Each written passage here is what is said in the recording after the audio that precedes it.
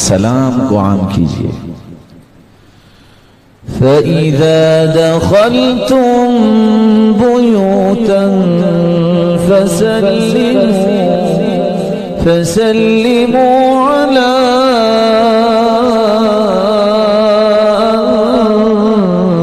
أَنفُسِكُمْ تَحِيَّةً مِّنْ عِندِ اللَّهِ مُبَارَكَةً طَيِّبَةً.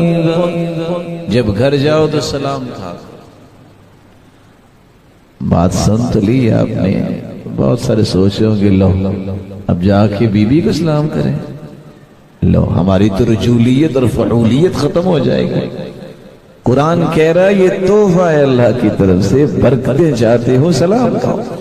افشوا السلام کی تعلو افشوا السلام کی تسلموا. سلامتی چاہتے ہو تو سلام عام کرو. بلندیاں چاہتے ہو تو سلام عام کرو.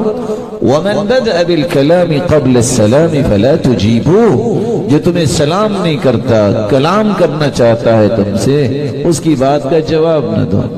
وَمَنْ بَدَأَ بِالْكَلَامِ وَلَا تَأْذَنُوا لِمَنْ لَمْ يَبْدَأْ بِالسَّلَامِ.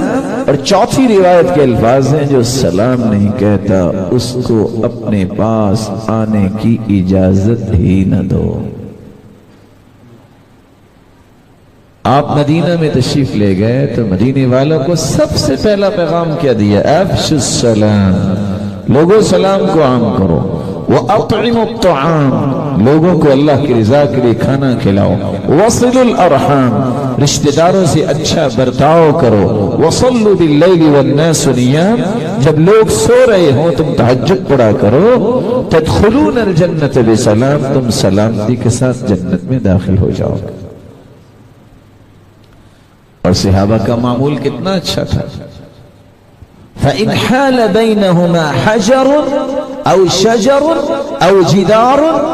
جا رہے ہیں پتھر درخت دیوار آئی جدا ہوتے وقت بھی سلام اکٹھے ہوتے وقت بھی سلام. اور میں تو اس حدیث کو اتنا مجھے اس حدیث سے محبت ہو گئی. آپ کو بھی ہونی چاہیے اور ہر مسلمان کی ہوتی ہے کہ اللہ کی رسول کی اتنی بڑی رحمت.